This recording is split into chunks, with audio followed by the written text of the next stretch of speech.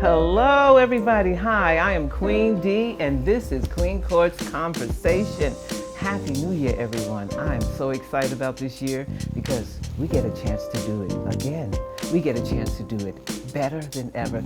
In what way than to start with talking about relationships, okay? So I have a wonderful guest here. I'm excited to have her. I'm honored to have her. And her name is Nazas Shelley. And she is an expert. Well, she's better than I am. Okay, let's put it that way. So we're going to talk with her because she's going to talk all about relationships and talk about everything that she does and how she's helping us in 2023 do it better than ever. Okay, hey Nazas, how are you? I am great. Thank you so much for having me. You're so welcome. I'm honored to have you. Tell us a little bit about yourself.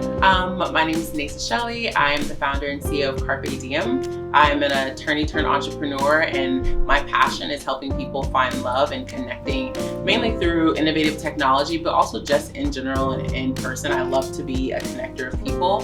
And what we do at CarpeDM is we believe that finding a happy, meaningful, successful relationship is one of the most important things in life.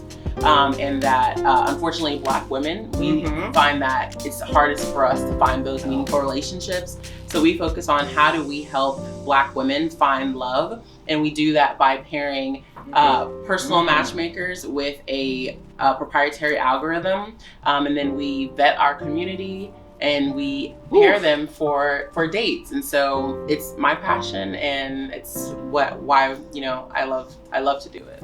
Now see, that was a lot. Okay, so we're gonna break all that down. Okay, so first I want to start off by saying what inspired you to do this, because this is a very interesting topic for us. Yeah, dating is hard, right? And so, yes, it is. I felt that myself in trying to date and find love. I'm an attorney by trade, and I was dating in DC. Okay. And so I, was going on a lot of great dates with fine gentlemen, right? Nice. See how nice he is, guys. Fine people, but they weren't like my person. And so I felt like the existing dating apps weren't actually designed to help me find my person. It was just a lot of time swiping, going on dates, but I valued my time, and I was like, how do I get to that person more efficiently? And so I looked around for a service that really catered to Black women and my needs, and I didn't find anything. But I found a dating app for people who want to date farmers, for people who want to date Jewish people, for people who want to date bald men, for people who want to men with beards. So there's dating apps for everything, but I didn't find one designed specifically for Black women, and so I wanted to change that. Wow, that's really interesting. So let's rewind a little bit. When you was a little girl, were you always a romantic? No, I don't think so. I was very nerdy and quiet. Okay. When I was younger, I loved to read. I was really introverted. Probably until high school. Yeah. Middle school, maybe, when I started to kind of come out of my shell and do things with other people and be more extroverted. And now I'm definitely more of an extrovert. Okay, so you weren't the popular girl. No. The popular girl that got all the dates that the guys thought was super cute and wanted to go out with. That wasn't you. Well, it's funny because I didn't even think about like dating guys that were around me. Like, so in high school, like I was so focused on school, like getting my education, moving on to college, that I wasn't like a boy crazy teenager. And then at my last year of high school, I met someone that was really like my first long-term boyfriend, and we dated for 5.5 years. Wow. So I dated him all through college into law school. Okay. So I didn't really have that kind of so basically what she's saying is she's very mature. She was even mature back then. That's what you're really saying. And it's funny, responsible. I didn't think about it this way, but if now, like, this conversation is making me think about it, I think my initial relationship made me understand the value of a stable, committed, and relationship. And so even when that relationship ended, I didn't really place my interest in fleeting romances. I really was looking for a meaningful relationship, I think, because I had that, right? And that was kind of like really my first experience long-term dating someone. Wow. So I think that that's really what I started to pursue. Yeah. So would you say in your family, was it your father or mother that kind of represent more of that romantic kind of feel? Because, every parent is different, but one is always a little bit more romantic than the other one. Romantic. Interesting.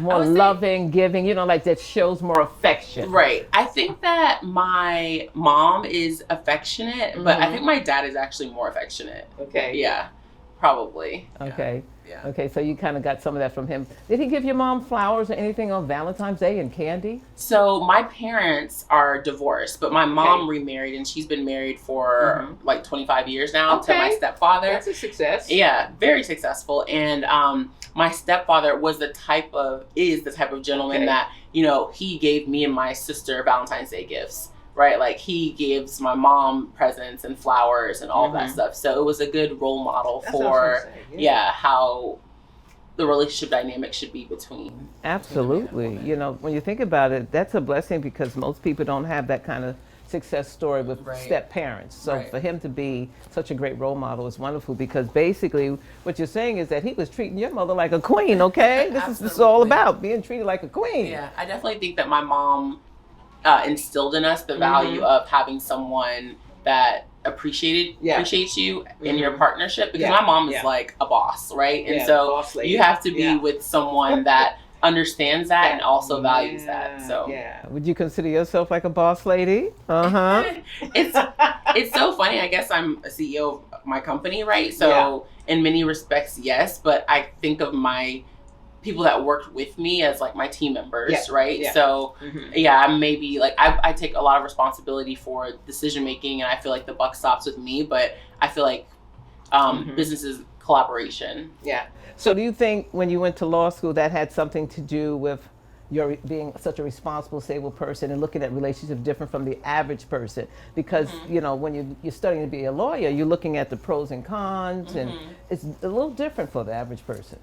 I think I'm definitely pragmatic in the sense that a lot of lawyers are, but I don't think it fed into like me wanting to be in stable relationships more than anything else. I mean, don't let lawyers fool you. A lot of us are just as big as messes as other people. We just happen to choose the career profession. Kind of look fancy. Yeah. Have you seen the new show? My girlfriend is in it. Reasonable Doubt. Yes. I love that show. It's funny I love that show. It's funny to me because how put together is Jax's life. Yes. Right? But it's a mess. But I love Jax. I'm like, okay, Jax, I'm getting up. I'm going to be working out in the morning, and I'm going to be like this boss lady like you, Jax. Okay. So, but it's a little. Jax, real. Jax?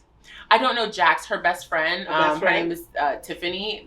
She plays her best friend on the show is someone I've known from high school. I binged that entire series. It's very good. I recommend it. Yeah. I love it. Yes, that's a great show. And what I like about it, how it shows African American women, strong women in relationships, just trying to work it out. Yeah, that's awesome. So I wanted to ask you, do you have any mentors that mentored you in high school or college that you would say kind of gave you that direction, not only to be an attorney, but also just the way you are now? Do you have anybody that you would say that had some kind of influence over that? My biggest influence is definitely my mom. Awesome. I have queen more, mom. I have more professional mentors now. And like once I started law school, than I had pre-law school, like high school and college. So I'd say pre-law school and college, like my biggest touchstone is definitely my mother. And then in law school, I started to get legal mentors. And now I have like business mentors. Okay. And some that are like, very, very successful, and some that are more of like colleagues, but are still sounding boards for me on like how to be successful and grow CarpeDM. Okay. So, I had to put my glasses on because I have so many questions because so many people were like, when I told them that I was going to be doing a show with this dating expert, they were like, I got some questions. So I was like, okay, let me write them all down. Right. Yeah, let's go. So what do you think makes a good partner? We're going to start off with that one right away. That's a really great question. And in many respects, it's subjective, right? Because like, I think everybody needs to evaluate what a good partner means to them, right? And kind of set out their dating criteria and what it is that they're looking for. So something that may be a non-negotiable for me like may not matter to you, right? Yeah. And so, but I think there's a couple of core concepts that people definitely should share, like, you know, being supportive. Absolutely. Being consistent. Yeah. Right? Like you being able to have fun with the person. Oh, and, people have forgotten how to have fun. They become so serious. The person is really actually your friend, right? Yes. And I think that physical chemistry can't be overlooked, right? Making sure that you are actually attracted to your partner and it's someone that you want to spend time with. Yeah. Now, I wasn't going to go in this direction, but you said something about physical attraction. And the reason why I want to talk about that, I don't know if you ever heard of Love at First Sight. Oh, yeah, for sure. Okay? Like, I'm obsessed with that show. Okay? I'm always waiting to see who's going to win at the end. So, a lot of those people get together and they think because they put everything on paper and it goes in a computer and it matches them up, that they are like, yes. And then they see the person go, oh my God. Yeah. Like that last girl, I didn't want anybody bald. I'm like, is that the only problem? He can grow hair. I mean, like, really? So with that in mind, how do you think a person should proceed? Because everything is matching up, lining up on the paper. I would actually give a real life anecdote. So you know that at CarpeDM, we're professional matchmakers and we send our members hand selected matches. And so just recently I have one of our clients, I sent her a match and on paper, right? Like I'm looking at what she's looking for. I'm looking what he provides. I'm looking what he's looking for, what she provides. I think that they would be a great match, right? So I send it to her. He likes her. And I'm like, hey, I haven't seen any movement on your end. And she's like, well, I wasn't that attracted to him. And I'm like, okay, that's fair because attraction is really important, right? So it's something that can't be overlooked. But when we are sending matches to our members, we're looking at what you're saying are your non-negotiables, what you're saying your core values are. Right. You know, that's very important, the core values. Yeah. Right. And so what I advise people is, you know, if you're just flat out unattracted to somebody, then there's no conversation. There's nothing more to discuss, right? If it's just like, wow, this person isn't who I envisioned in my mind as my partner, but this person is objectively an attractive person, then what we recommend is like have that first conversation. So on our app, first conversation between members is a video date. And it lasts between 5 and 10 minutes. And then at the end of that date, both people can decide if they want to continue on in their relationship journey, right? If at the end of the date, you don't feel like there's chemistry, no harm, no foul, you just unmatch. So what I recommended to her was, you're on the fence and you're not sure, right? Have your video date with this fine gentleman, right? And just see if there's any chemistry in your conversation, right? You don't want to force yourself into something, but you also don't want to miss out on a potentially good thing because you are hung up on something that over time it may change, right? And so after I had a, conversation with her, she was like, I think you're right. I think I'm going to have this video date. I can definitely at least have a conversation. It doesn't mean that they're going to move forward, but at least it allows you to try new things, right? And expose yourself to people that may be just slightly out of the bounds of your perfect ideal candidate. Because a lot of times your ideal candidate is ideal only in looks.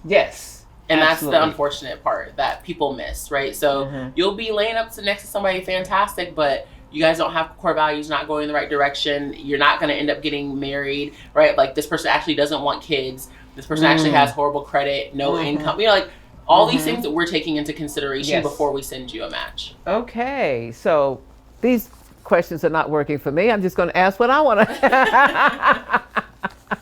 I'm glad you said that because you said something about looks that really struck a chord with me. Because right now in social media, it's all about the gram. It's all about the looks. It's like, and I've noticed that men are much more considerate and will take a chance on a woman than a woman will on a man. Especially today. I've noticed that, especially, and a lot of the black girls, African American women have such lists. This is not even on my paper. I'm just going what's on my mind. They have a list, and I'm sure you know about their list. They have to be a certain height, have to have a certain job, 7-figure income. You got to be cool now. We don't want no nerd. It's like this list is like endless. And what do you say to a person? What do you say to our community of people who are doing this? Because it has changed so much with the social media. It's tough, when we interview people to join CarpeDM, when they apply and we say like, hey, we're going to admit you into our community, we set up some guidelines, and one of the things that we have is 10 commandments. One of the commandments that we have about joining Carpe Diem is to be realistic. Okay. Right? And so some of that is on us as matchmakers to kindly, right? Yes. Explain to people the reality of like their options, the reality of like what we're seeing in the dating market, right? Because like we're seeing both sides of the pool, right? Yeah. So we understand like what's actually out there. Yeah. And so we tell them, we would love to work with you, but you have to be realistic and you have to be open to the reality of what we're able to, like, we're not building these men. Yeah. Right? Build like, a man, like build a bear, right? We're finding men that are looking for serious relationships, that are looking for relationships with Black women that are high quality, and we're bringing them together as a community. And so we have to serve you what's within our community, right? And so our biggest thing is like being realistic about what's actually out there and what we can provide to you. Yeah. And sometimes you have to have a compromise, right? That's what I was going to say. Compromise is so important. So if you're saying he has to be 6 foot, and I'm like, I found this great guy that's amazing for you. He's 5'11". Yeah. If you're not gonna potentially talk to him because he's 2 inches shorter, right? Then maybe our service isn't right for you, right? Right. So we try to look at people holistically and provide you the best matches based on what it is that you tell us that you're looking for. You know what? She's helping me because I wasn't going to talk about my personal life. Okay. Listen, my DM is lit up all the time, you know? And so I decided to go on. Facebook offered me this dating app. And, you know, and I've always said in my DM when, you know, men approach me and try to pursue me, I always go, Facebook is not a dating app. But then Facebook became a dating app. And so finally I thought, well, why don't I just kind of give it a shot, you know?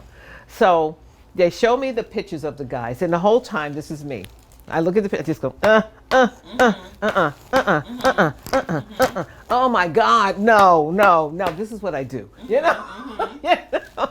So, and then I did what you said I shouldn't do, is they might have this great resume, and I'll go, oh my God, only 5'8".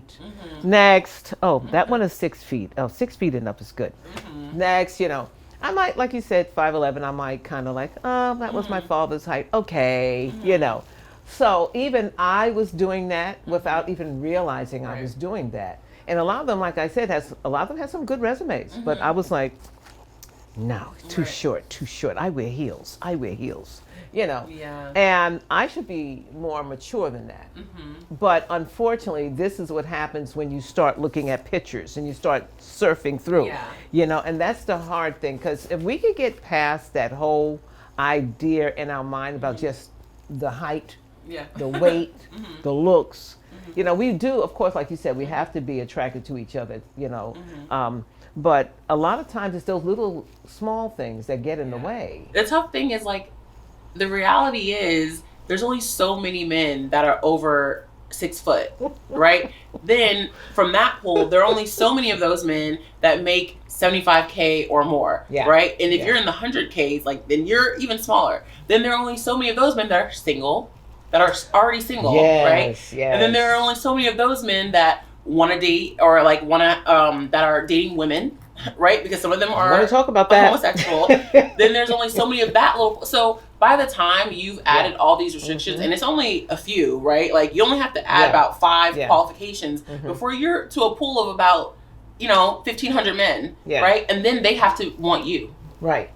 So then from that 1,500, you're hoping that a third, maybe you're their type, right? And so that's the reality that I try to explain to people that we work with is that there are amazing candidates on both the male and female side. She's so positive. It's true. It just is true. Like, I mean, we're talking to them every day. Okay. But we have to have some understanding of what is a non-negotiable and what we can bend on, right? And so I really think it's funny. We meet women who are like 5'4", 5'6", and they're like, he has to be at least 6'2". I'm like, really?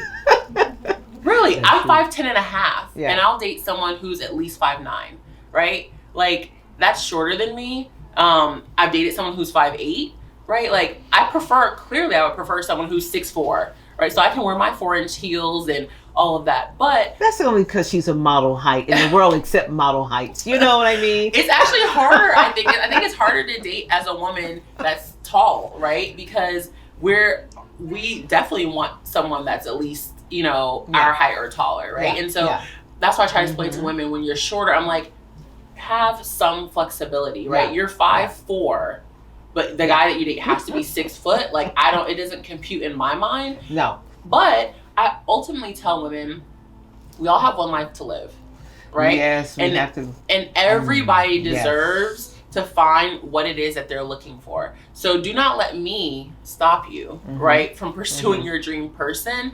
You just may never find that person, right? But I don't want to be the barrier, right, for your journey, right? But we operate in reality at CarpeDM, right? And so if we see that we don't believe that you're in the same mindset, then we'll say, like, this is not the right community for you, right? Like, we want people who are actually looking for those meaningful relationships and are ready to enter that, because we want to have a positive impact on the Black community by helping people couple, right, in a way that is meaningful. So she has a work cut out for you, as you can hear. But we have, and I'm gonna tell you, because our community, and again, these are not on my cards, but our community is struggling right now. And I've said this before, we don't really like each other. This is what I'm feeling. When I look at TikTok and I hear men just totally just dissing the Black woman and complaining about how horrible we are, and then I go and I scroll, and then I see a Black woman complaining about how horrible the men are, the Black men. I go, wow, we have our work cut out for it. And this is how I look at it. I don't really see that in the Indian culture. I don't see that in the Chinese, the Asian culture. I don't see that in the Hispanic, the Latino culture. I see that mess in our culture. Where did it come from? Do you have any idea? Where did it start? I mean, how much time do we have, you know what I'm saying, to unpack the history of the Black family, like racism, you know, there's so many ills. Ills. I will say though, I try to focus, not just when it comes to like content that I consume with respect to relationships, but content that I consume in general, on content that is uplifting, that is positive, right? And that is moving the needle in like the right direction. And so for me, like, we don't have to watch that content, right? Like, so the fact that this, you know, rest in peace, Kevin Samuels video can get, you know, 1 million views, but then you have another person talking about positivity, about, you know, the Black family, about how amazing Black fathers are stepping up, right? Like, and how we're trending in the right direction with that, how there's so many people that are focused on helping build up the Black family. That's on us as consumers, right? We can literally choose to not watch that content and to put our views and our time and our money and our energy behind the content that's serving us as a community. And then we'll see more of that content, because producers, you're in the media, like producers, they're gonna put out the content that people watch. Right? And so we have to be cognizant of, like, you know what? I'm gonna turn this off. I'm gonna turn this music off. I'm gonna turn this presenter off. I'm gonna put my views and my time behind something else. So and there's so many people that are talking about relationships in a positive light, that we don't have to result to the ones that are downing, you know, or pitting us against each other. You know, because Kevin Samuels, the late Kevin Samuels, he left quite a stain on our community. He really did. He was here for a short time, but it is lingering on. It's as if he has imps everywhere. On TikTok, social media, it's just like something else. But I was wondering, is it affecting more of the community that, say, for example, early 20s to late, I would say late 20s, like even mid 30s? Is it affecting that community more than 35 and up? What would you say? I actually don't know the answer to that, about who's being more impacted. I know general information about the way that we're feeling in general as individuals. There was a study that came out maybe like 2 weeks ago that called DC the loneliest city in America. Oh, really? DC, and like in the DMV area, DC, Richmond, Baltimore, Wow. and one other city was all in the top 10. Right, so this area, this like corridor, is some of like the loneliest singles in the country. Sad. Right, and so was that the cue to stop? No. Oh, yeah. So this area is one of the loneliest places in the country, and so unfortunately, you have people who are living alone.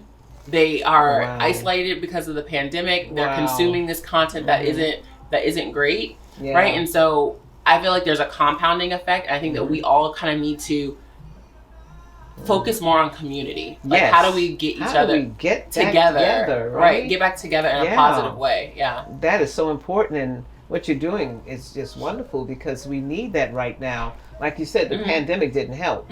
It just made things worse. Right. You know. And there's so many ways to like build community. You don't have to join like a service like CarpeDM, although you can. Right? Like you can join an intramural league, you can volunteer. Yes. And then I always tell singles, when you're doing the stuff that you're passionate about and that you love, that's the best way to run into somebody else, right? It's definitely not going to be on Facebook. No, Facebook definitely dating, not. Right? Okay, so I'll just stay off of that, right? But I'm sure people are finding love on Facebook dating too. I was just curious about it though, you know, when you're out in the world. So I just figure you have to keep your eyes open for the gentlemen that are around you. Definitely. When you're in Fashion Week. Definitely. Okay, I'm going to be looking, guys, and we'll be right back. Hey, kings and queens, we are back, and we've been having a really interesting conversation, right? I mean, I could talk forever about relationships, and because it's so interesting about how things are right now. And we were talking before we got back on the air about the difference in each generation, from baby boomers to millennials to Gen Zs. It's like everybody's a little different. I can remember looking at my mother and father thinking, oh my God, my father worked for like 40 years and almost fell over dead, that type of thing, and just waiting for the watch, that type of feeling. And then after he retired, he just wanted to keep working. It's like he just couldn't stop. And I really believe it's because of his generation, and what happened with him. He was born in 26, think about it. So this is Black History Month. So 26, he witnessed a lot of things that happened, with his grandmother, being on picking cotton for the massa, all the stuff. He tells me a lot of stories, and then, so of course, in my mind, I kept thinking, I don't want to be like him, So my experiences were very different too, because I was trying not to be like them. And then there was also a feeling of, I don't want to be taken advantage by the white man. And because, think about it, if I'm listening to him tell me stories, I'm going to approach life very different. Right? Absolutely. And then I looked at their relationship. Amazingly enough, even though I didn't agree with everything, they stayed together.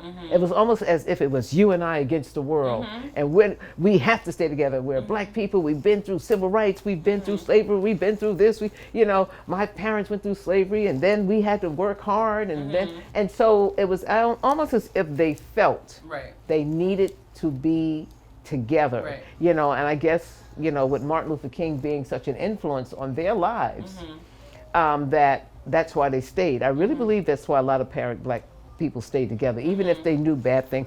And there was another thing. I think it was called the something about secrets. Like it didn't matter what was going on in your life, you weren't allowed to tell about it. Oh, okay. It was as if everything had to be a secret. It's like all your dirty laundry stays in the house. You better not go out there and say anything. You better not say you're hungry. Put everything on display. Yeah, it's way too much on display, right? And so when I grew up, I was always very careful about appearance and about how everything was at home. And I kind of passed it on to my family, saying, don't you talk about nothing going on in this house, because you know what grandma said, because things get passed down, right? So I can remember the first time someone approached me and said, oh, I saw you buying a turkey for Thanksgiving. I said, what are you talking about? And then I realized that one of my sons had posted me shopping for a turkey. I like to went ballistic. Oh, right. I was like, who put me? what? And they were just laughing. They thought it was the funniest thing. And I felt it was an invasion of my privacy. Like, I can't go shopping for a turkey without everybody knowing I'm shopping for a turkey. Nowadays, people are like, look, I'm buying a turkey. Look, I'm eating a turkey. Look, you know, I'm going to wear this color. Look, I'm going to the bathroom. It's like it's out of, it's insane. You know, and I'm like, don't you want to have some privacy? Because to me, it's a dangerous thing when you don't have privacy, because you don't know who's going to follow you. You don't know what their intentions are for you. So beautiful women out there, kings and queens, listen to what I'm telling you. You got to be careful out here. We live in a crazy world. You know, if you tell all your business, even if you're a crook, the cops know where you're at. But you have to be careful who's following you. You have to be careful who knows what hotel you're going to. You have to be careful what you eat and what you drink. I'm sorry, this is the world we are in, right? Absolutely. Yeah, so that's something. But then I look at the millennials. They're like, why is it so important for, I'm going to say black women, because that's who I see, wanting to present themselves as all of them are these boss ladies on their grind. I don't need a man. You're lying. This is what KS is telling the truth. Nobody wants to die alone with a pet. Tell me about that. A couple of points. So I think that the women I talk to that are joining CarpeDM, they clearly want a relationship, right? They want a partner in life. In multiple levels, and they are completely open and willing to say it. And these women are making, you know, well over 6 figures, right? So these aren't women that are incapable of being like, I want love. Like, this is something that's missing in my life. And then just going back to social media's impact on something that I believe social media has an impact on our relationships, it's voyeurism, right? Like, you are seeing into other people's lives what they want you to see, but then you are quasi like living through that, right? So you don't go out all day, but you're scrolling through social media and you're seeing everybody else do different things, and so you're kind of living vicariously through them. And people are voyeurs. Like we like to know what other people got going on, from like what spices you got in your cabinet to, you know, what's your relationship really like with your partner, right? So I don't think that that's goes against human nature, but it is a negative when you start to replace real life interactions with voyeurism through social media and like curated content that's like meant to entice to the late, you know, like there has to be a fine line. We have to realize that social media is not real social, right? Like doing those things does not mean that you are engaging in any meaningful way with anyone, right? So you have to still cultivate those outside relationships. And so people who are like, oh, well, I don't want to date because I don't want to leave my house. I don't want to date because like I'm so comfortable. But like you can't live that way, right? Like you have to put yourself out there. Go get a shower and go out. Put yourself out there in reality. Absolutely. Right? And stop consuming so much and having that satiate your belief that you're actually living. You know? Yes. Absolutely. Because I was thinking about also, for example, I was reading on social media. One lady was talking about how she was excited about 2023, and she was talking about how much money she made last year and how she's going to make this bucket load of a lot of money this year. And I was like, why are you telling people that?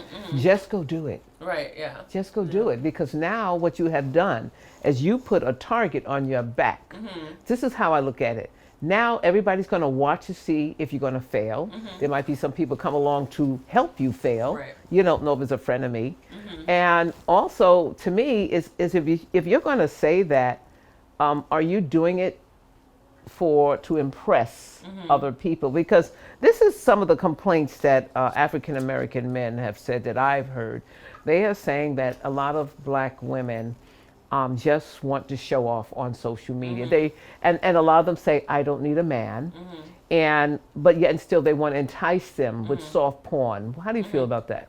So I mean, my personal experience, I'm not meeting the women that are saying they don't need a man. So I'm gonna take it from a man's perspective that these women exist and that they're out there. I'm not running into these women, and in the class of people that are joining CarpeDM, like these are women who are vocally saying and actively looking and putting their money behind their desire to find someone for a meaningful relationship. And a lot of these women aren't the type of women that you would be seeing, like, you know, bent over on a video on social media. These are women that, you know, don't even necessarily want other people to know that they're on online dating, right? Because they run successful businesses, they have really great careers, but they understand that they're missing, you know, an actual partner. And I, you know, just going to the point of like the woman who said that, you know, she's gonna triple up her money this year, whatever. I think that social media, online dating, these are powerful tools, right? And they can make your life better, right? Like there are people who you can put your products online and you can become a millionaire, right? You can put your dating profile online and you can find the love of your life. It's how we use these tools that we have access to, and it all is personal, what do you call it? Personal like regulation and not dedication, but like you have to set your own parameters right around how you're using these tools to better your life. So you know, if she uses social media to triple her bag, I'm like, good for her, right? But she has to realize some of the points that you made, that, you know, then people are voyeurs. Now they want to look. Maybe they want to. Maybe they're rooting for you to fail. But maybe there's a handful or more people that are actually rooting for you to succeed. Yeah, exactly. Yeah, you got to look at the positive on that one, right? So I have some questions here that some of the men. Okay, one of them is, let's see. How do you feel a woman should a woman finance a man for his meals and for his airfare and things like that? This is what the question was. Look, I'm of the camp.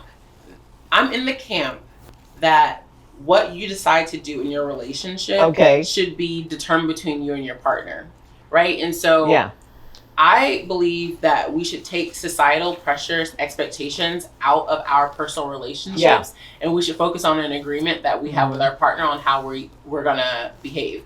Would I be paying for a man's flights, meals?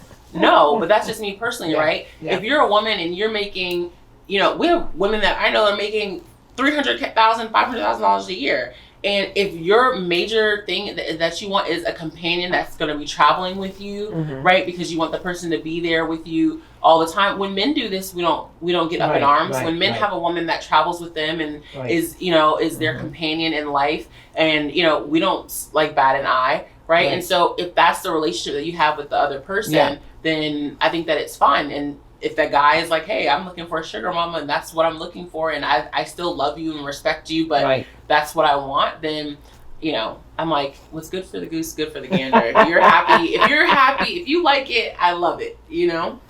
Okay, so another question I got here, how long should a king or queen wait before, like, you know, okay, they're dating and they come from, you know, Carpe, so now they really like each other, like, this is going somewhere. How long should they wait before they have intimacy? 1 month? 6 months? What do you feel would be the best ratio? So, you know, I matched a couple. That slept together on the first date. Wow. They are married. They have 3 kids. That's amazing. A house. And I'm saying that because I think that that's the exception to the rule. But it goes again between, it's a vibe that you have between you and the person that you're dating as to like when you become intimate and like what it is that you're looking for long term. So I've definitely seen relationships work out where intimacy was, you know, earlier in the relationship than I potentially would recommend. And while I give relationship advice on like parameters, I feel like everything is between you and the other person, right? So I think that like, when should you be intimate with someone? When you feel that you guys are on the same page, that you know what intimacy leads to next. If I don't want to sleep with someone thinking that we're going to be in a relationship and he's thinking that it's not that serious, right? And that we're just getting intimate.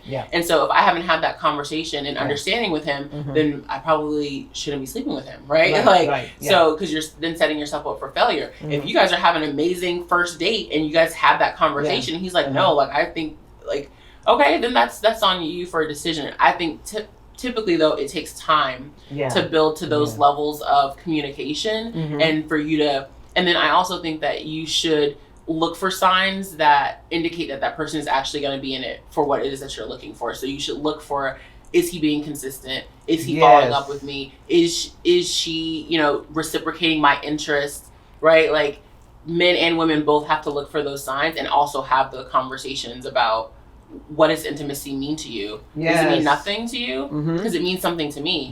Right? Like, and if you have those conversations, then you can proceed, you know, accordingly. Okay, that's a good answer, because my next question was going to be, what are some of the red flags that you know, say for example, you just got these people together, you know, but she calls up and says, hey, you know, I really like this guy, but I see a lot of major red flags.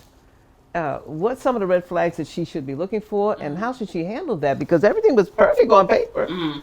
Well, I feel like intuition is undefeated, right? So if you, definitely. Like, she's a beast in the boxing ring. So if you feel like your intuition is telling you that something is not a good fit, then it probably 100% is not a good fit. And your desire to avoid red flags instead of address them will probably come back to bite you later, right? So one thing that I think is a green flag is your ability to communicate with someone, right? And their receptiveness of having a conversation, right? So it may be one of the things like, hey, like, you know, we were texting pretty consistently, and then all of a sudden, like, you fell off for like 2 days. I didn't hear from you. Like, what's up?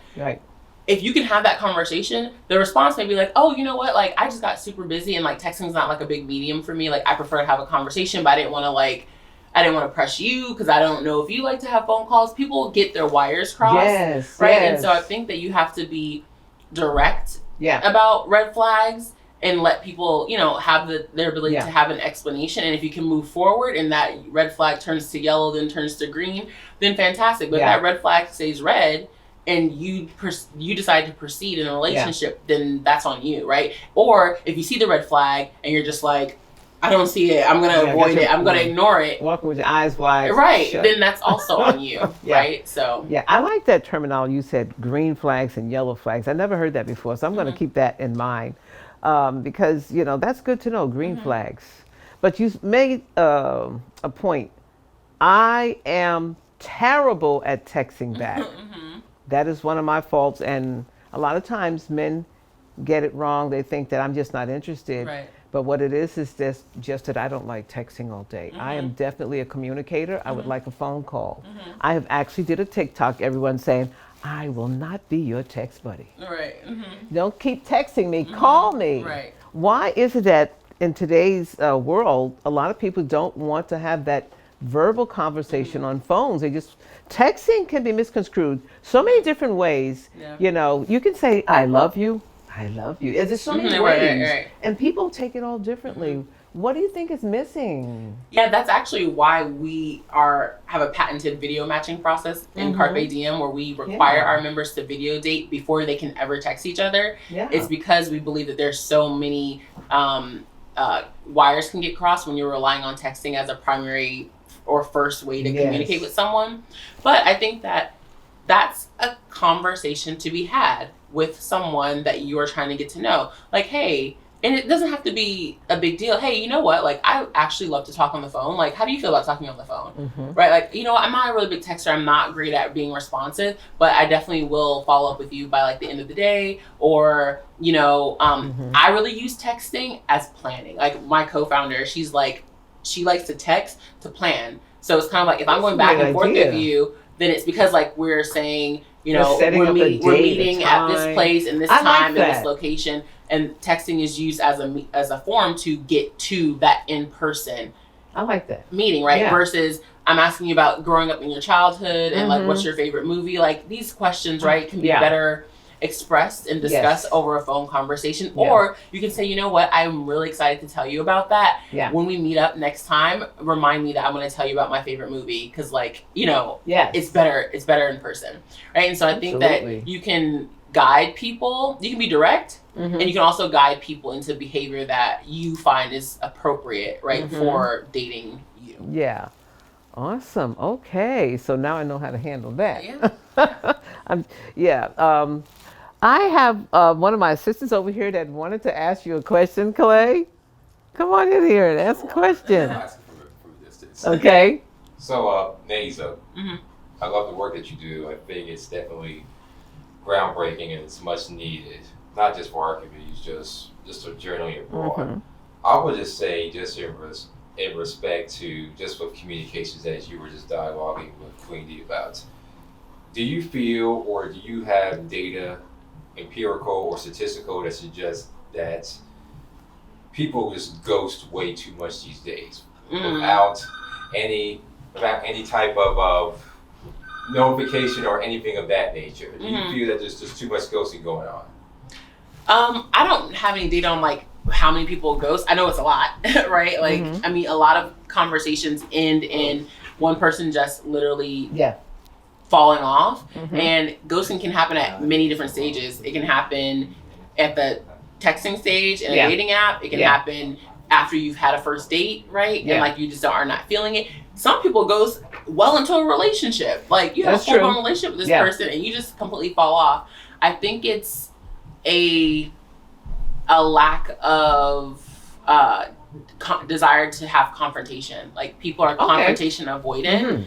And people don't want to do anything that's uncomfortable for them, right? And so for me, I kind of have some parameters on when it's okay to quote unquote ghost versus when it's not okay to ghost. I think that if you've never met this person in person, if you've only been chatting with them on like a dating app or some other app and you decide, you know what, this isn't serving me, I'm not going to respond. I think that's completely fine for you to just stop, right? Without having to actually have an explanation as to why. But for me, once I've met you in person, you've treated me to a date and we've had a conversation, I want to tell you why I'm no longer moving forward or that I'm just not moving forward. And that can be as simple as, I enjoyed our date.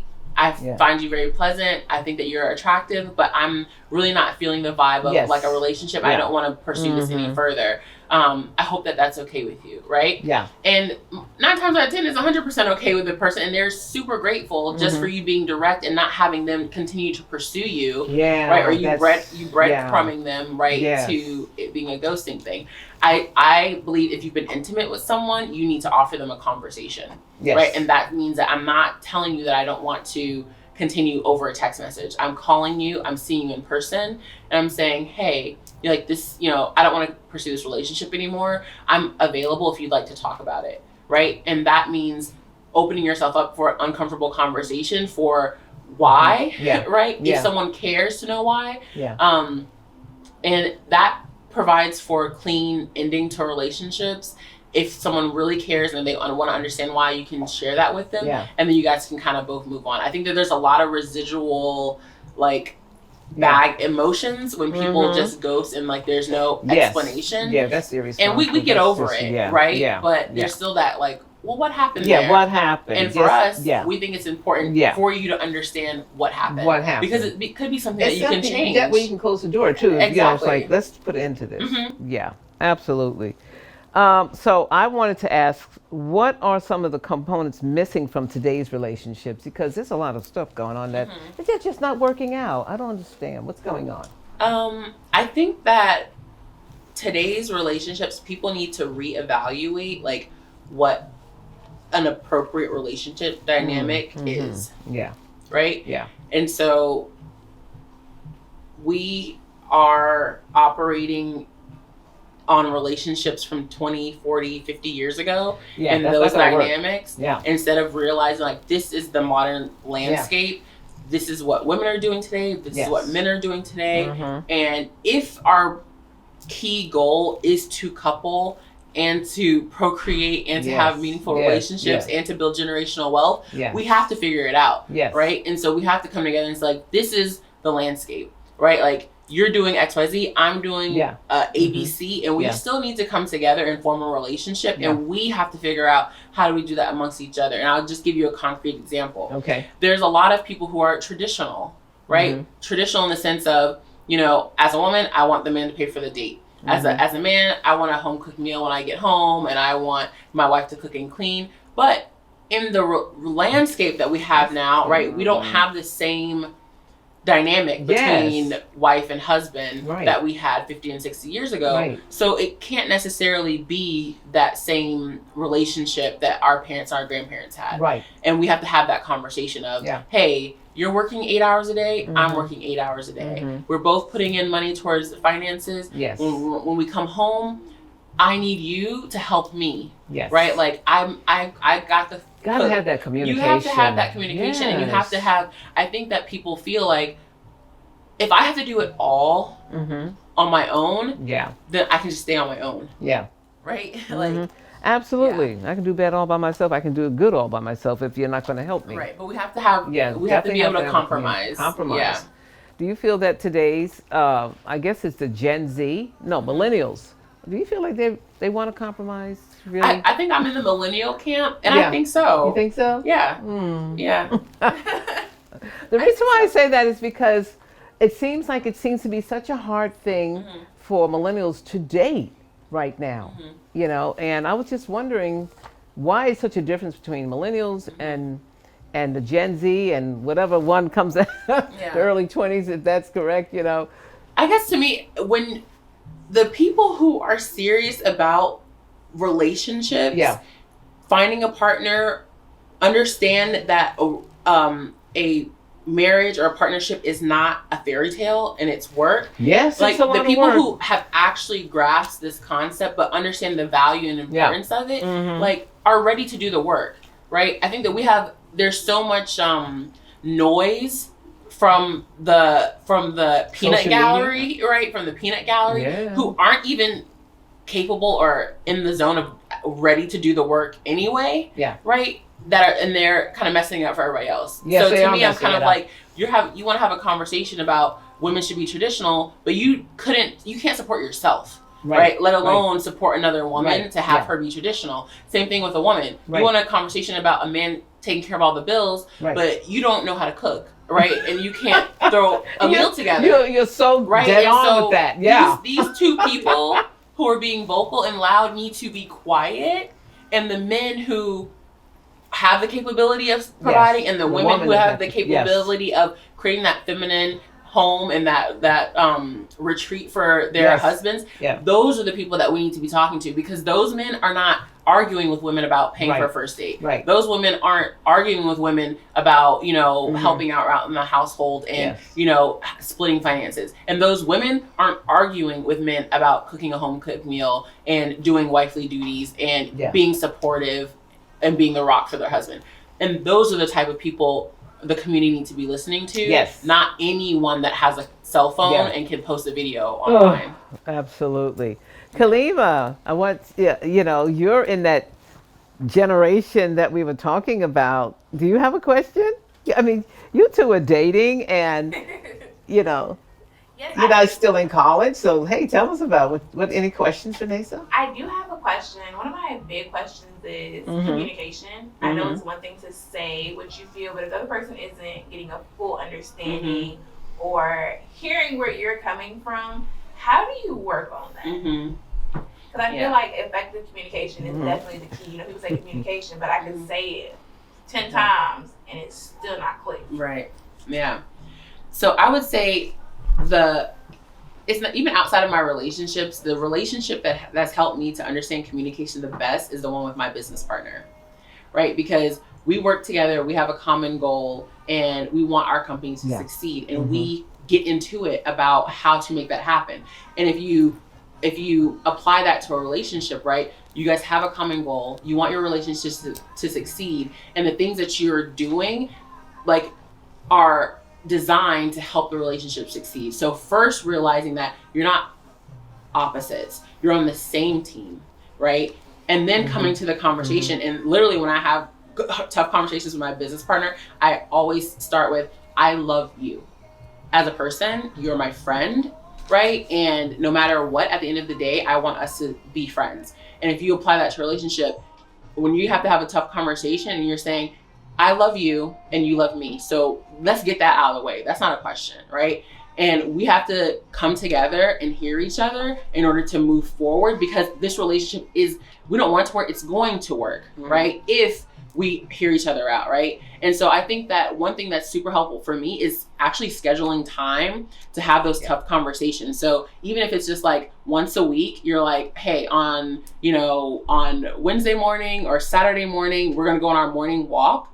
and like we're gonna walk side by side. We're not gonna sit across from each other at a table or anything. We're gonna walk side by side, and we're gonna talk about our week. We're gonna talk about the things that you did that annoyed me.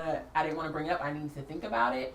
And you guys have that conversation, and hopefully by the time you've returned right from your walk or whatever, you guys have come to a resolution, and it may not be solved, right? But you've been heard, you felt heard, and you guys have a plan of action about how the person's going to behave next. And I think that's what people miss, is like, it's not just, I'm going to tell you, you did this and it made me mad. You did this and it hurt my feelings. It's the other person saying, I recognize what is it you're saying. What you're saying is valid. And while I wasn't intending that, I understand that was the impact. And here is what I am going to do differently to not repeat the same mistake, right? And if you can do that every conversation and not think of it as an argument, but think of it as an opportunity to grow in your relationship, I think that you're going to be successful. Okay.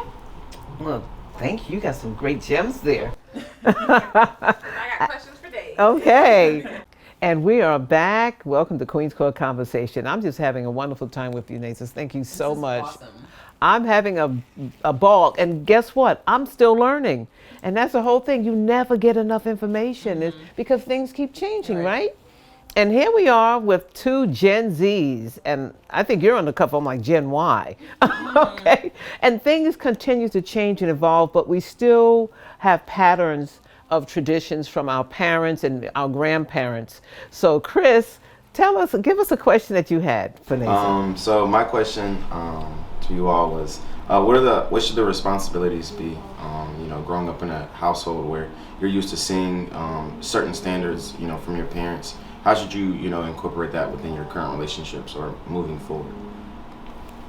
Okay, yeah, it's a really great question, and we touched on this a little bit during the break, but I think that we have to look at it's fine to compare traditional relationships, what we've seen in our household, because that's modeled behavior. It's behavior that when we like it, we want to emulate it, and we can't avoid it, right? And so, but we have to compare the behavior that we have been modeled with the reality of today, right? So we were talking about, just as a concrete example, like cooking, right? Or like division of labor within your household. And, for people who had a grandfather or great grandfather who paid all the bills, right? And your grandmother stayed home all day. She cooked, she cleaned, she attended for the children. And that was their division of labor, right? He brought home all of the money. So when he got home, he expected a hot meal, right? Like he expected the kids to be taken care of. He wanted like the peace. But if you fast forward to today, you have most households being shared income or dual income households, right? And then you have women also still feeling the pressure of maintaining those traditions of cooking, cleaning. And so that labor, that additional labor tax on women is very high. So as a concrete example with Christian, I said, take cooking, for example. If you saw that your grandmother cooked a warm meal for your grandfather every single day and it was on the table, and that's a behavior that you'd like to emulate in your relationship because to you internalize that behavior as a demonstration of love from your grandmother to your grandfather, then you should have that conversation with your partner, right?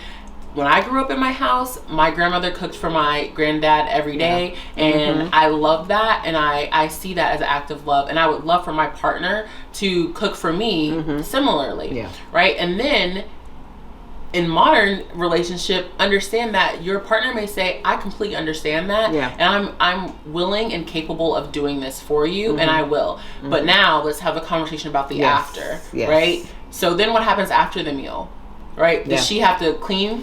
Does she have to wash all the dishes and put the dishes away while you're sitting and watching a movie with your glass of scotch or whatever? Okay. Or are you going to step up, right? Exactly. And help her clean, care for the kids? Can she then go get a bath while you help put the kids down or help them with their homework? Absolutely. Right. So can you share in those household duties, because we don't have a traditional dynamic anymore when it comes to paying for those things. And then I said, just sitting down with your partner and going through all of the duties and roles of the house and figuring out not just who should do it, but who's best suited to do it. Absolutely. Right? So in a way that actually brings more joy, peace, and happiness Yes. to your relationship. Because I gave myself as an example, I hate folding and putting away laundry. Yeah. But I will wash the clothes, I'll put them in the dryer. So if I was able to find a partner who's like, okay, if you wash, I'm gonna put everything away. Yes. Or if you cook, Yes. I'm gonna clean the dishes. Or if you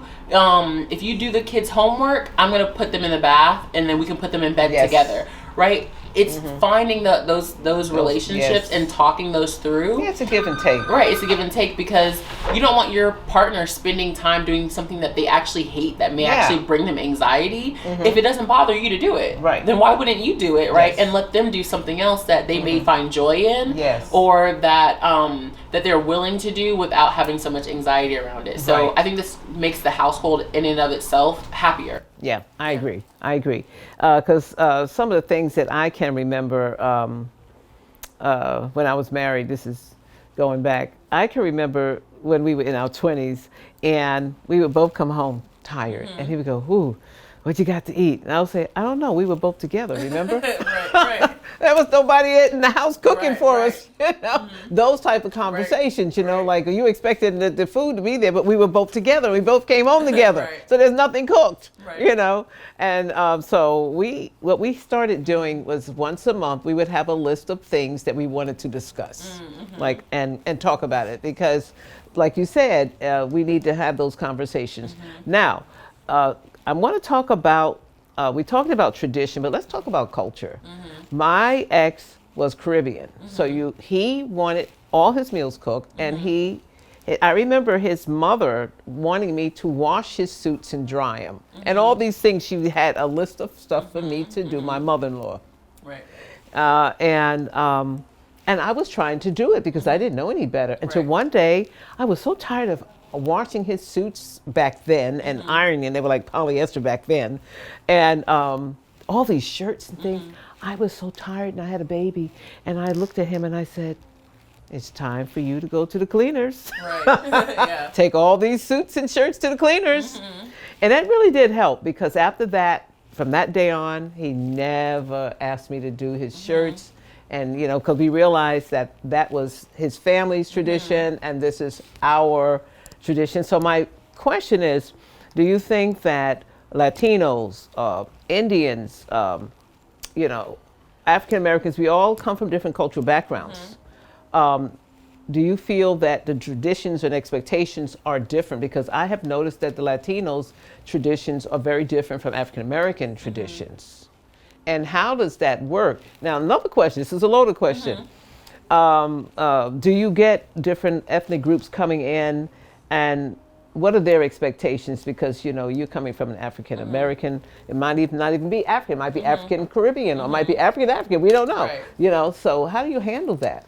So I'm no expert in any other culture, let alone probably expert in African American culture. But with what I've seen, I think women in other cultures are, they're also shifting the paradigm of like what it means to have a traditional or modern, I would like to say modern relationship with their partner, and dividing up the labor differently. And I think you actually gave a really great example, which is like, if you have resources, use those resources to free up the time in your relationship to have a happier relationship. And just as an example, if you have the resources as a couple, hire a cook, right? Hire someone that can do meal prep for you guys or something like that. If you have the resources, hire someone that can come and clean, right? So if you're someone like, why does your wife have to clean the house? Is it because you don't have the resources to like, to take that off of her plate? Is it because that you just believe that she should?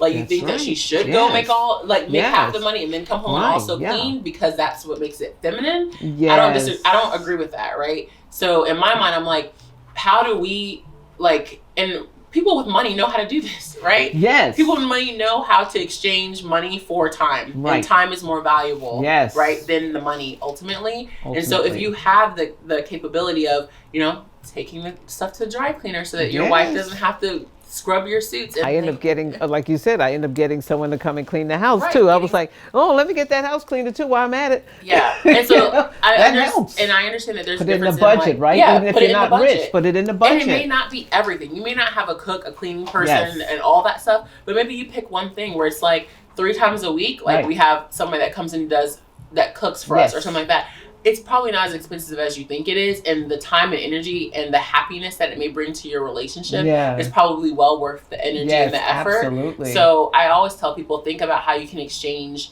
money for time and get more time back for you and your relationship.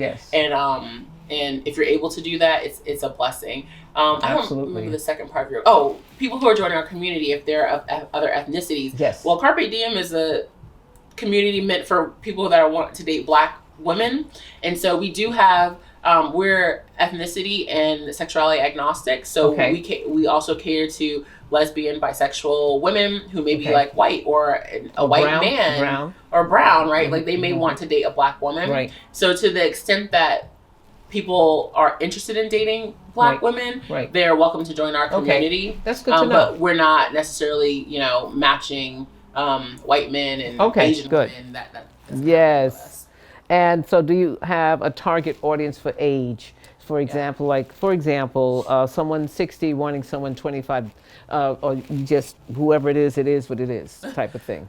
So our service, you have to be at least 21 to join.